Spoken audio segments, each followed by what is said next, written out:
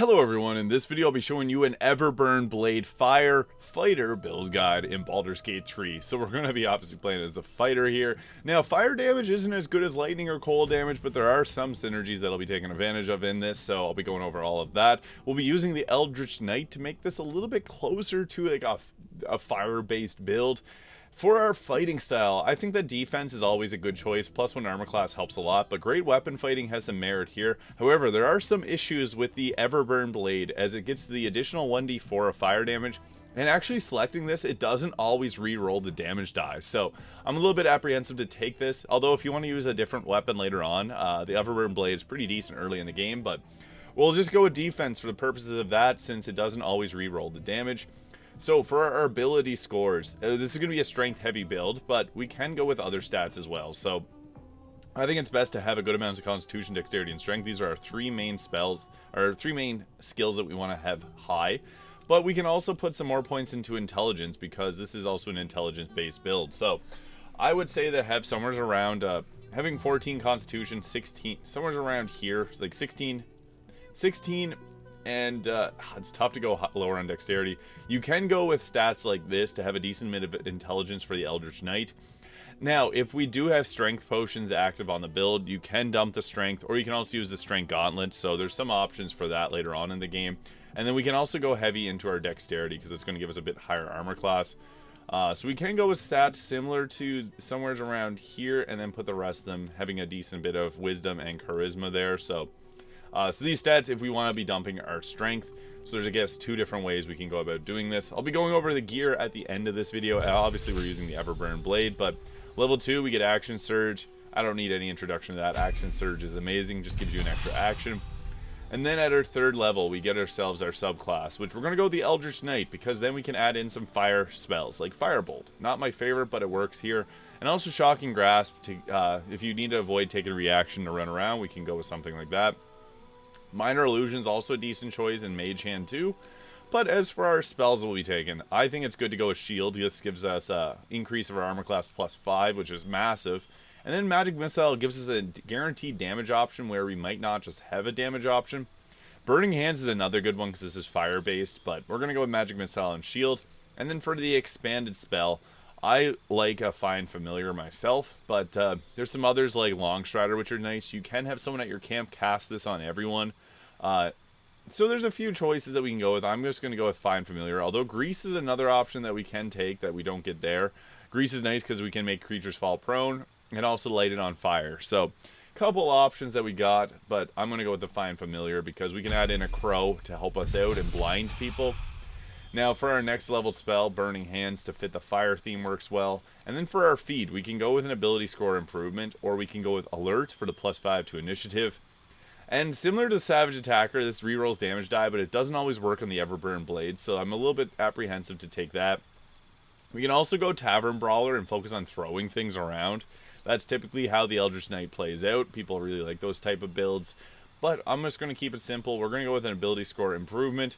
Taking our dexterity up will give us a higher armor class, so we're wearing like medium armor. Going with higher intelligence will allow us to cast more spells later on. So you got a couple good options there. I'm also just a massive fan of Alert, but we're going to increase the dexterity. If you were going a strength focus, increase your strength. So again, I split it up because we do have two different ways we can take this build. So increase strength if you're using non-strength potions. Now, at level 5, we get our extra attack. That's a big power spike for this build because an extra attack is huge. And now, for our next level, we get ourselves another feat. So that is the beauty of a fighter, is they get a ton of feats. You can also go with like a sharpshooter if you want to use hand crossbows. I'm using the burning hand crossbow there. It's where we're lit up on fire. So that is another option that we got. But I would also say that going with crossbow expert can be good, giving yourself the ability to do attacks within close range. Alert obviously is huge. I'm just going to increase the dexterity because we got strength potions active. You can also increase your intelligence because we can add in a single level of the wizard, and then adding that in will give us the ability to cast some more spells. But I'm going to go with the 20 dexterity because we can go pretty high with armor class and a high dexterity. It also increases our initiative. We also get the war magic here, so if you hone your body and magic for war, so when you cast a cantrip, you make a weapon attack using a bonus action. Not bad. We also get some higher level spells, so we can take Scorching Ray, which fits the theme of this build pretty well. Melf's Acid Arrow is nice, but this is acid damage and fire. Acid does burn, so you could take that. I also really like Darkness. That's a spell that I just can't get enough of. However, you can use it as if you take a Drow, which I'm playing as. Chromatic Orb is nice too, because you can actually turn it into a Fire Orb, so we'll take that for more fire damage just to fit the thematics of this build. We get another expanded spell, so this is the only time that we get to pick one of these expanded spells. Web can be nice, but I'd rather almost have my Spider Druid cast that. Hold Person is my personal pick. I think it's great, but Flaming Spear can also fit this theme really well. Hold Person's huge because you can cast this, they can have disadvantage on it, and then we can also attack them. And for our feat, I think it's actually best to take our intelligence up a little bit. However, we don't have to have 20 dexterity. We could have went with alert on that last pick, but higher intelligence will allow us to cast some more spells. We get Indomitable, so whenever we fail a saving throw, we can roll it again. That's huge, just more survivability on spell side of things. Now, the subclass feature Eldritch Strike. This is a big component of the Eldritch Knight. So, when you hit a creature with a weapon attack, it has disadvantage on its next saving throw against a spell you cast before the end of your next turn. Also, you can use the Band of the Mystic Scoundrel, and they'll have disadvantage on the saving throw against Hold Person. So that's really nice, not gonna lie. Now, for our cantrip that we'll take, I think Minor Illusion works well, but you can go with like Ray of Frost or Bone Chill too. And for spells, Thunderwave's nice for the pushback. We're gonna go Melf's Acid Arrow because it just fits the theme of the build. Actually, Darkness probably, or pick one of those two. It's up to you entirely what you prefer. I just really like Darkness. Now, level 11, we get our improved extra attack. That's massive. It gives us 3 attacks, making us a pretty big enemy on the battlefield because 3 attacks is so big. Fighter level 12. I don't think it's best to take the feat. We already got multiple of them, so I actually think it's best to add in the Wizard. This gives us 3 more cantrips. That's pretty nice. We'll go with Bone Chill, Ray of Frost, and Mage Hand. For our spells, this is where we can add in Grease. You can also add in the Wizard at any time. Fog Cloud's kind of nice. Tasha's Hideous Laughter for an enchantment spell can be decent, knock the creature prone. I have Ice Knife's not bad. Long Strider. Enhanced Sleep can actually be good too. And then for prepared spells, we're going to go with Grease, Fog Cloud, Tasha's Hideous Laughter, Ice Knife, and Long Strider there. So actually we could take off Ice Knight and put on our Enhanced Leap. Now, I'll be going over the gear section and then also the combat of this build. So I just went with this armor here for the theming of it because it gives resistance to fire damage, so it makes sense. We have a nice 26 armor class with a weapon in our main hand. So if we went with a different, like if we went with a flame blade and went with a shield, we could have upwards of 29 armor class. That is really nice. So there are different ways we can go about building this if you want to ditch the... I do have a guide on my channel on how to make a permanent flame blade. And as you can see, it deals upward of 44 damage. So that's really good. That's a lot higher than the EVERBURN blade. But I had a lot of requests for an EVERBURN blade build, so I wanted to do one here. Now, another component of this is making sure that we get a good selection of spells. We can only learn upwards of... we can't learn a lot of high-level spells. Like, we can only learn upwards of level 2. So we can learn ourselves Misty Step. We can learn Flaming Spear. We already got Firebolt, but that's another one that we could possibly learn. So that's the difficulties of taking level 11 levels of the fighters. We don't get a lot of spell progression compared to others, other builds in this game. So the choices that we have are fairly limited. However, it can still be pretty decent to take some of these. So you can learn a bunch of different spells from your scrolls. So go ahead with doing that. Now, for the build aspect, I have the Helldusk Gloves on, because this will give additional 1d6 of fire damage on your attacks, and it gives a Ray of Fire as an attack here. So we got our Rays of Fire and Scorch and Ray shot. So lots of fire damage. This also gets a bit of light. I have the Helm of Baldur, Cloak of Protection, Evasive Shoes, and the Ring of Protection, all to give +1 to armor class.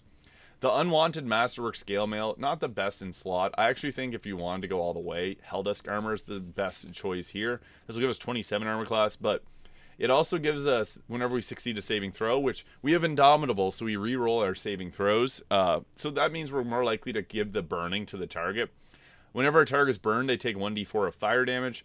And we have resistance to fire damage and cannot be burned. You take 3 less damage from all sources, and we can fly with this armor. So this is typically the best in slot for the armor. However, it's not always everyone's favorite choice because it is a very end game option. So go with the best armor that you can get. Like the Dwarven Splint Mail is a pretty good choice earlier in the game if you don't have the other armors. I just like the Unwanted Masterwork Scale Mail because I think it looks pretty cool here with the Flame Blade itself. So these two work together pretty decently. I also have the Hellfire hand crossbow for fire damage. This will also, if we sneak, we can apply burning to the target. And then also the Fire Stoker will deal additional damage if the target is burning. So a few different options. Also, we can go with the, I don't think I have it in this chest, but there's a fire axe. I forget the name of it, but there is a fire axe that you can take. I would recommend go with a flame blade because it can deal 5d6 of fire plus 8 plus a 1d6 of fire damage. That's a lot. It's more than we can do with this weapon here, but people are asking for an EVERBURN Blade build, so I wanted to do one here because it's just a fun one. So starting with like grease is a good way, but we can also bring in our crow. So bringing in the Fine Familiar Raven. It only has 1 health, so it'll take an attack for us, but the nice thing is it has a decent, like a 60% chance of blinding a target, giving disadvantage on attack rolls, so that is nice. We also have our Fire Chromatic Orb here for damage. We got Firebolt. We got Burning Hands. So we got a few different spells, which are like pretty decent. We'll go ahead with that. I took out my bird, but we were able to cause burning on some targets. I also got wet there because we hit a water bottle, so they'll have resistance to it. But grease is a nice crowd control spell you can go with, and then you can like light that on fire, as we can see there. So very useful. We also got Scorching Ray.